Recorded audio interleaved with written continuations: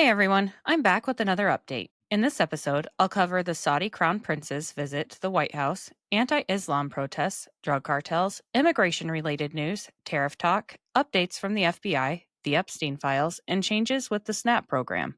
Of course, I'll end with the noteworthy tidbits. Saudi Crown Prince Mohammed bin Salman visited the White House for the first time in 7 years, a trip marked by elaborate pomp despite not being a full state visit since the Crown Prince is not the head of state. The visit focused on strengthening economic, security, and diplomatic ties amid regional tensions, and it highlighted a warmer U.S. Saudi relationship under Trump's second term, contrasting with past scrutiny over human rights. On the 18th, Trump greeted the Crown Prince on the South Lawn with a full honor guard, military band, cannon salutes, and a flyover of F 15 and F 35 jets. The leaders toured the new Presidential Walk of Fame featuring portraits of past U.S. presidents, and Trump showed off the AutoPen photo that replaced the photo of Joe Biden, explaining the scandal to the Crown Prince. They then held an Oval Office meeting, followed by a black tie dinner in the East Room attended by lawmakers, soccer star Cristiano Ronaldo, FIFA President Gianni Infantino, and business leaders, including Elon Musk. On the 19th, the two leaders met bipartisan congressional members, including House Speaker Mike Johnson, Senate Foreign Relations Chairman Jim Risch, and House Foreign Affairs Chairman Brian Mast, signaling improved relations compared to his first-term tensions over Yemen and human rights. Major discussions and outcomes include economic investments, defense and security, Middle East peace, and broader ties. The meeting paved the way for up to $1 trillion in investments in the U.S., including a planned business conference in Washington, and progress was made toward a U.S.-Saudi defense pact, potentially including F-35 sales to Saudi Arabia. The Crown Prince lobbied for U.S. intervention against the UAE's alleged support for Sudan's Rapid Support Forces, and the Gaza peace deal was also discussed, with hints at advancing a Palestinian state as part of broader normalization deals. The 70-year U.S.-Saudi partnership was reinforced as one of equals amid global power shifts. On to the anti-Islam protests. Dearborn, Michigan, a city with one of the largest Muslim populations in the U.S., making up 55% of the population, saw heated clashes between anti-Islam protesters and Muslim counter-protesters. The incident stemmed from anti-Sharia law demonstrations, but escalated into shouting matches, shoving, threats, and an attempted Quran burning. No major injuries were reported, and police maintained a heavy presence to prevent violence. For context, Dearborn has faced scrutiny for its Muslim-majority demographics, Arabic signage, and calls to prayer, which some critics label as Sharia infiltration. Earlier in 2025, Mayor Abdullah Hammoud, a Muslim, sparked controversy by telling Christian minister Ted Barham he was not welcome in Dearborn after Barham objected to honoring a pro-Hezbollah journalist with a street renaming. Hammoud later clarified the city embraces all faiths, but the remark fueled accusations of anti-Christian bias. Michigan GOP gubernatorial candidate Anthony Hudson initially planned an American crusade against alleged Muslim takeover and Sharia law, but after visiting mosques and meeting Muslim leaders, shifted to a unity march, criticizing the mayor for not respecting Christians but rejecting Sharia fears as misleading. Far-right activist Jake Lang led a separate Christian march on Michigan Avenue, waving banners like Americans Against Islamification and declaring Jesus Christ is King of Dearborn and America is a Christian country. Lang attempted to burn a Quran and slapped it with bacon, a deliberate provocation given Islamic prohibitions. Counter-protesters quickly intervened, knocking the Quran from his hands. Muslim residents and pro-Palestinian activists outnumbered the protesters, surrounding them and chanting Allahu Akbar. Lang spray-painted the word cuck on Hudson's campaign bus, accusing him of selling out to Muslims. Journalist Cam Higbee was pepper-sprayed and assaulted by Antifa, and someone who identified themselves as Muslim told Cam he hopes he gets Charlie Kirked. Dearborn police refused to take a report of the assault, and in the aftermath, protesters marched to Dearborn City Hall for a council meeting. Public comments were dominated by Muslim and Antifa voices, filling 9 out of 10 slots, with Lang being escorted out after disruptive remarks. In other Muslim-related news, Texas is reportedly adding 2 mosques per month, but Governor Greg Abbott officially designated the Muslim Brotherhood and CAIR as foreign terrorists and transnational organizations. Let's switch to news pertaining to drug cartels. War Secretary Pete Hegseth announced the 21st strike on narco-terrorists trying to bring drugs to Americans, with at least 80 people killed from all these strikes so far, and President Trump confirmed that he told State Secretary Marco Rubio to inform Congress about these strikes, which Rubio did.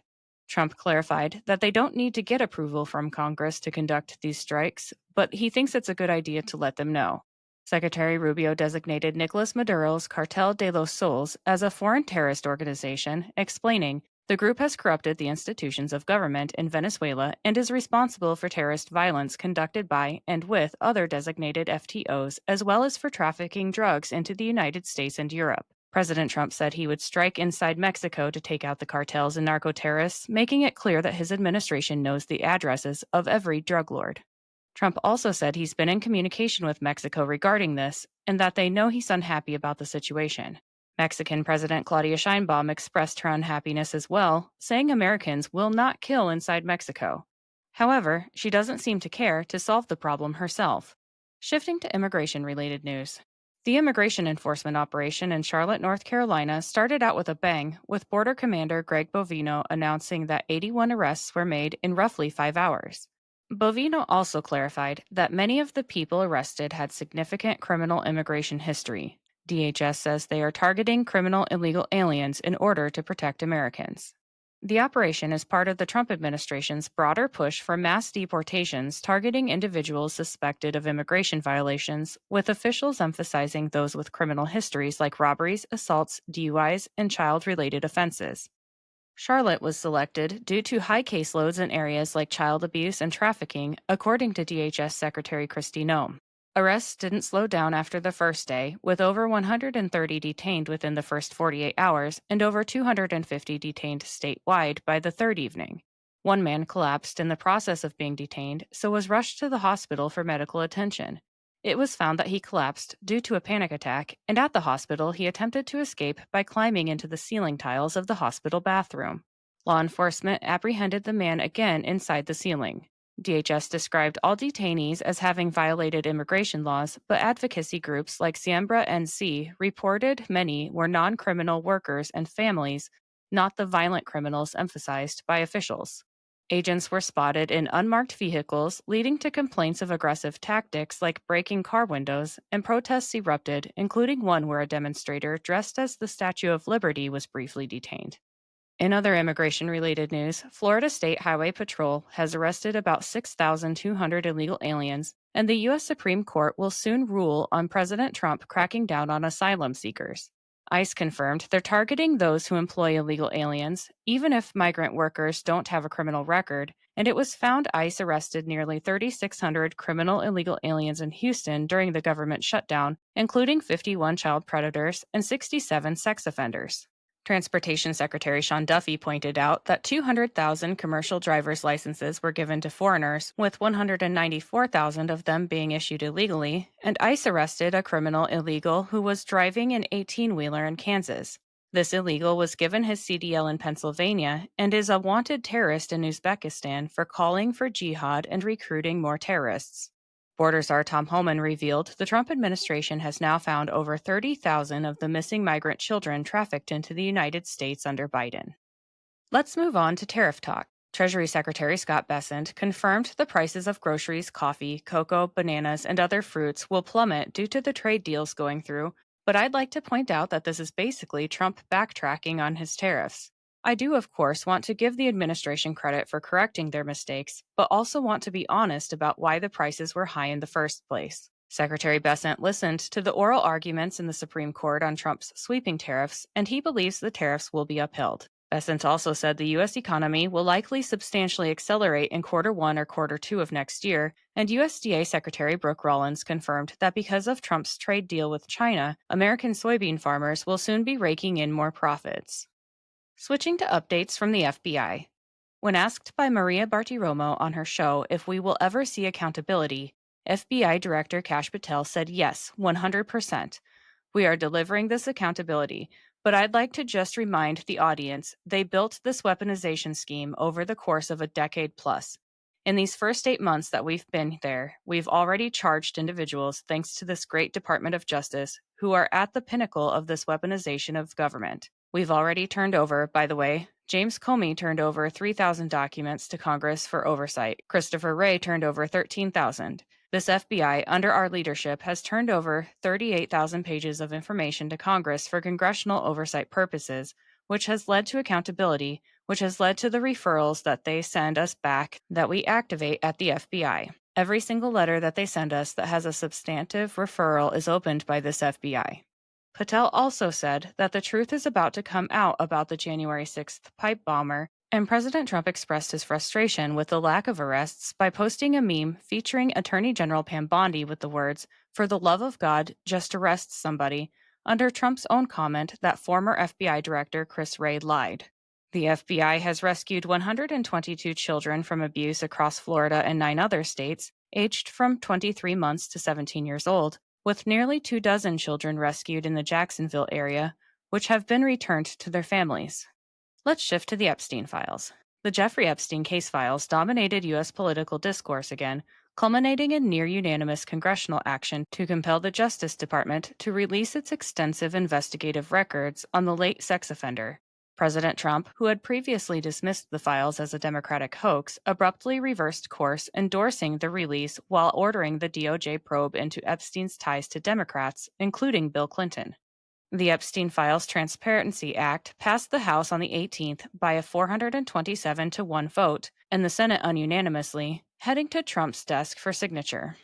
The lone dissenter was Representative Clay Higgins, who cited risks to innocence and sources. The files, over 300 gigabytes including witness statements, emails, videos, and evidence from Epstein's 2005 to 2008 Florida probe and 2019 federal case, are expected by a December deadline and promise deeper insights into Epstein's network, though there will be redactions for national security or ongoing investigations.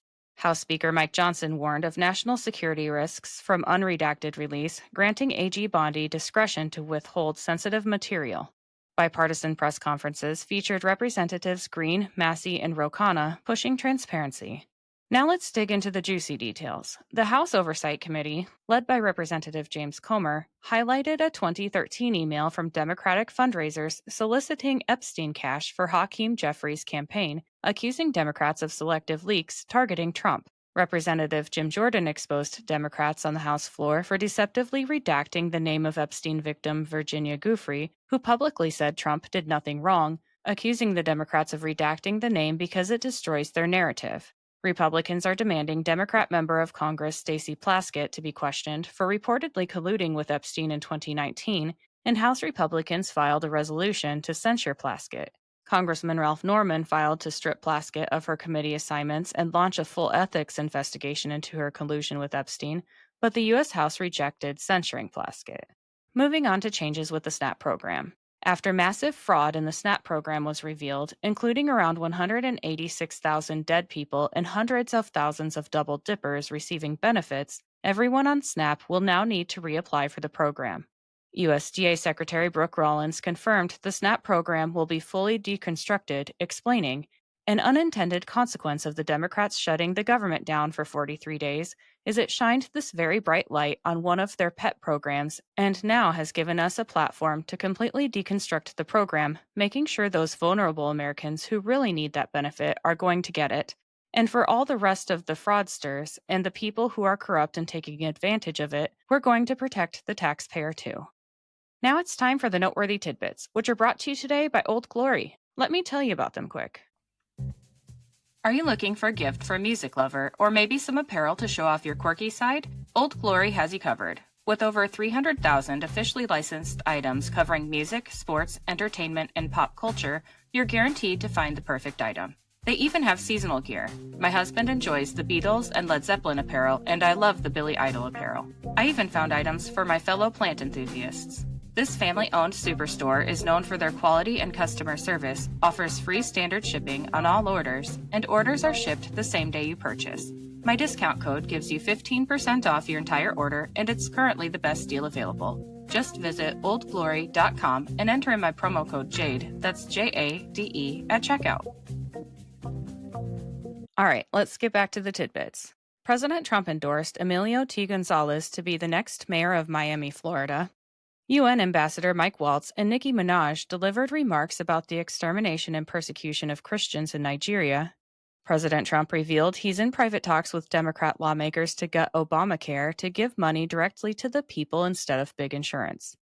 According to CBS, 60% of Americans disapprove of how Democrats handled the government shutdown, and according to a YouGov poll, Americans believe Republicans won the federal shutdown battle by 33 points. What's worse is that CNN revealed that Senate Minority Leader Chuck Schumer wanted to keep the government shut down until after Thanksgiving, but thankfully, air travel in U.S. airports are 100% back to normal just in time for the holidays.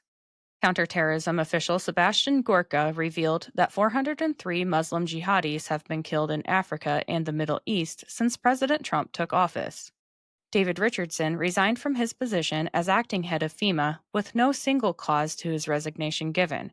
However, multiple outlets point to a combination of factors, including criticism over his delayed and low-profile handling of the deadly floods in central Texas, and internal frustrations due to his inaccessibility and lack of experience. The United Nations Security Council voted in favor of the President Trump-chaired Board of Peace to ensure peace in Gaza. According to Axios, Senator Ted Cruz is laying the groundwork for a 2028 presidential campaign. President Trump announced he will be strongly endorsing against any state senator or House member from Indiana that votes against the Republican Party by not allowing for redistricting for congressional seats, and Trump picked Senator Rod Bray as his first person to campaign against. The Florida Redistricting Committee will be meeting in a couple of weeks on redrawing the 2026 House map, and an activist judge overturned Texas' new 2026 congressional map, ordering the state to use the old map. Governor Greg Abbott will be appealing to the Supreme Court to uphold the new map. Graphite Creek in Alaska, the site of a mining project accelerated by President Trump, has been found to contain rare earth elements, which will reduce reliance on China for those products. President Trump and Homeland Security Secretary Kristi Noem entered the U.S. into a partnership that will surge icebreaker ship production between U.S., Finland, and Canada, asserting dominance over China and Russia. Former Democrat New Jersey Mayor Andrew LaBruno was arrested for sexual assault on a minor he met online. Zohran Mamdani stated things in New York City can't be free like he promised, and asked his supporters for more money to fund his transition into his new position after already raising $1 million. In other Mamdani news, Trump announced a meeting between the two may happen soon. That's all I have for today. I'll be back with another update soon. Until then, please like, subscribe, and share this podcast, and follow me on Instagram and X at Shades of Jade Pod. Thank you for listening and have a great day.